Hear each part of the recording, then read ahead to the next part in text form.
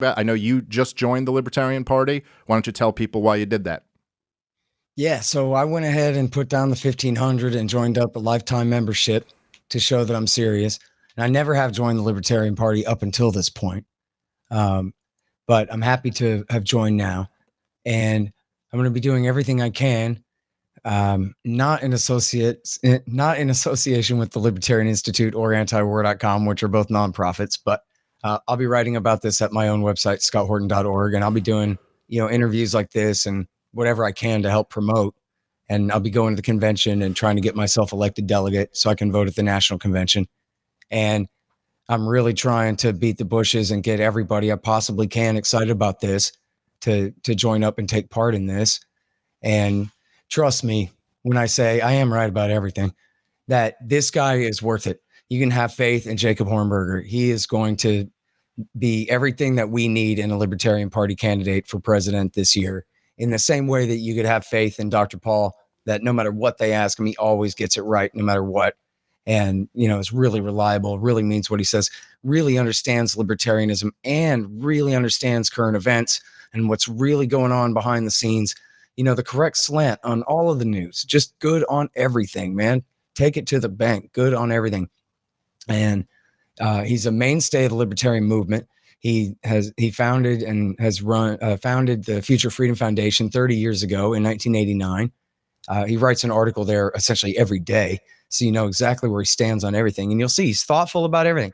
He's a generalist, but he's good on every single thing from a libertarian point of view.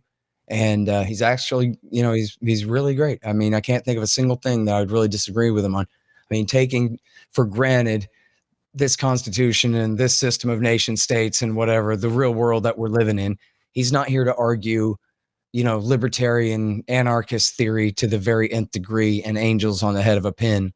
He's a constitutionalist and a minarchist, which makes him a perfect fit for the Libertarian Party. That's, the presumptions upon which they're running anyway. And then the idea is essentially that you and me, Dave, and all our, friends and fans and all the people in the libertarian movement who so many of whom have known and loved Jacob Hornberger for so long, that we can all join the Libertarian Party. There really has been, it's funny, outsiders might not understand this, but in the libertarian movement, there's been this huge kind of chasm between the Libertarian Party and the libertarian movement. And I don't just mean sort of this or that faction of the libertarian movement, but I sort of mean the whole movement is kind of different from the party. It's really been a funny thing, and there's historical reasons for that don't matter. But the point is, here's the opportunity for the libertarian movement, all your libertarians on Facebook, everybody you ever retweeted, all those people out there, for us all to join the party and then really get behind a great libertarian candidate to run in the general, and a guy who, guess what? All the Libertarian Party mainstays who've kind of run the party all along, they all know and love him from back in history, from back in the 1990s and all through whenever. They read him, they know who he is. And so here we have Michael Heiss and the Mises Caucus and, all these millennial kids who are all really excited, Ron Paul youth types, now a little bit more grown up and ready to do something important. And they're coming into party. And what are we insisting on all these people? What do we want? Oh, we want Hornberger, the guy that they've always wanted anyway, the guy that where's he been our whole life? We've missed him. And the fact of the matter is, like, he really, and here I'll say this too about it, is there's a dichotomy in the Libertarian Party, especially.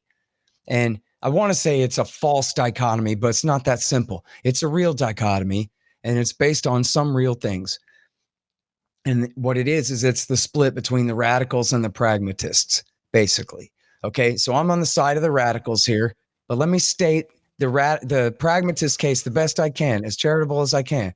Okay, they think that, look, what we need is not to scare everybody away with radical libertarian ideology that no one will understand, legalize drugs and prostitution and whatever, and just make everyone run away. And that instead what we should do is we should find kind of warmed over Republican types who lean fiscal conservative and can bring the party attention, make us look like grown-ups and professionals for having people with reputations, associate with us, former governors and congressmen and people like that, and raise a little money, get a little bit of media attention, and grow the party slowly but surely, and then someday something. And So that makes sense on the face of it, at least. It's a plausible take. And then from those same people's point of view, you could look at the radicals and say a lot of times the radicals are totally missing the point. And the radicals are off, essentially arguing the kind of stuff that belongs in a libertarian email group where everybody's, having a contest for who's the most libertarian guy in the room, according to, which theory and whatever, angels on the head of a pin stuff that doesn't appeal to or even, make sense to people on the outside.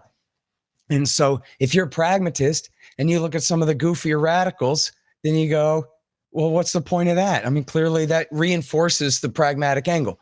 But so my thing is that Jacob Hornberger is the solution to all of that, because he is a radical, but he's the right kind of radical. He's a minarchist and he's absolutely pure on theory. I'm not saying that he's wishy-washy on theory at all. He's extremely principled. Please go read his articles. You'll see he's extremely principled on all this stuff, but he's not like in a pissing contest over who's the most libertarian. That's not what he's trying to do. His radicalism is in his radical opposition to the U.S. government and what it's doing. The wars, especially the Federal Reserve that causes the horrible boom bust cycle that dislocates the entire economy every 10 years or so. The wars on drugs, the art of, all the subsidies and problems with the welfare state and the regulatory state, rigging the game, especially in healthcare, where it's essentially the supply businesses, the supply side and the government in on a conspiracy against the consumers of healthcare to rig the prices artificially high at grandma's expense. And it's so bad that you have real no fooling conservatives thinking about voting for Bernie Sanders because somebody's got to pick up this incredible tab that's not generated by the free market, that's generated by our crony capitalist system and welfare state system in healthcare. He's got all the right arguments for that. So in other words, it's, really taking on what are the most important issues to the American people. I could have mentioned the problems of drugs and the problem of the drug wars, all of those kinds of things, and on and on. And it's taking things that really are at the top of the list of priorities of the American people that they care the most about.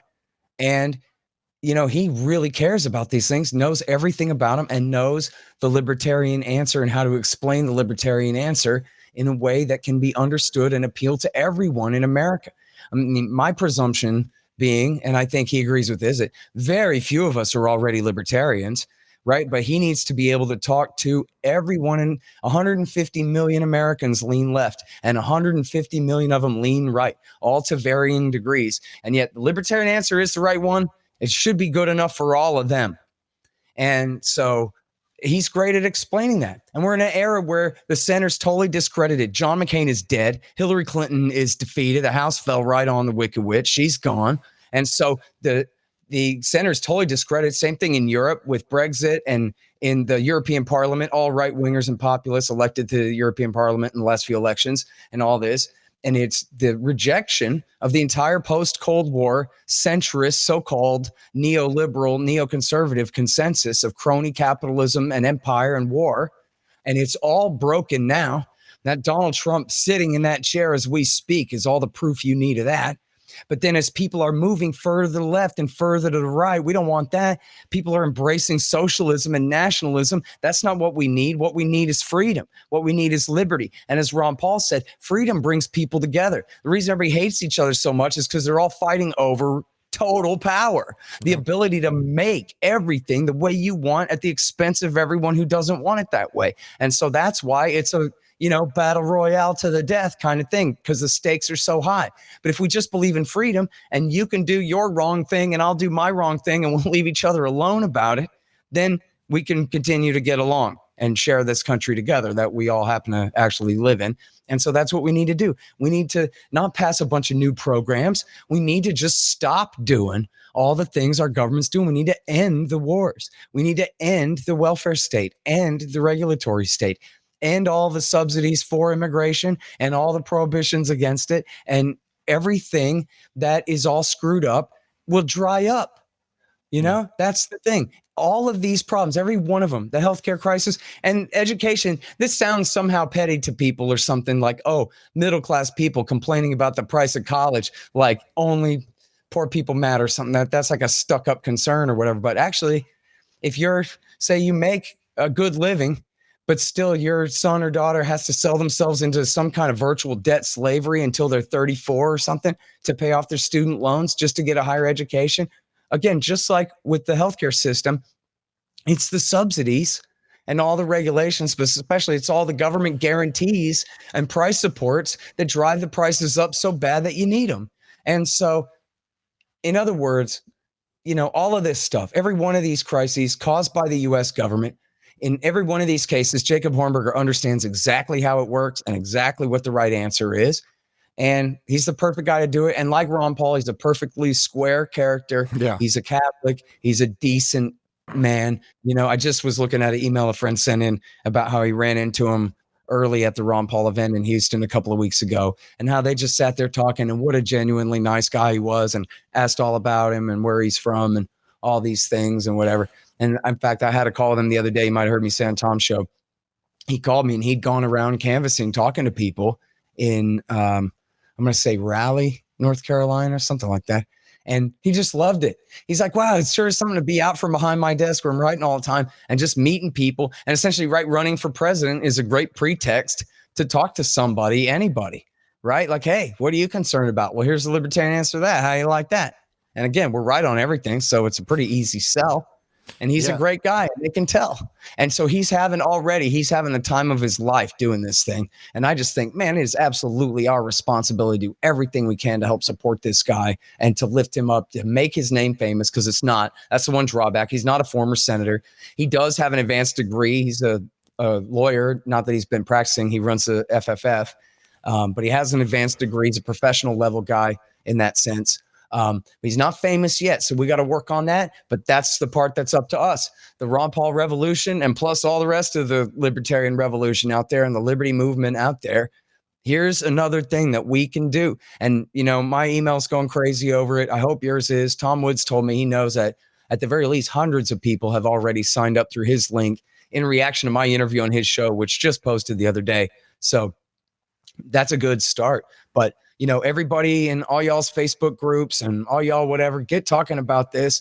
And, I hate to be so pushy about anything, but what the hell? We're just talking about supporting Hornberger's speaking tour on behalf of freedom here. I don't work for him in any official way. I'm just a big booster, just like I'm asking everybody else to be. There's nothing in it for me. I'm not trying to be manipulative. I'm just being pushy in the sense that maybe people need to hear that, like, look, this time, it's really important you get out from behind Facebook and you actually go down to the hotel where they're having the thing and make sure, bring your cousin Jimmy with you and bring your father-in-law and vote for each other for delegate and get the spot. Do the work required to join your state's Libertarian Party too, not just the national party, and become a delegate. Figure out what it takes. It's not that hard, but you do have to do the work.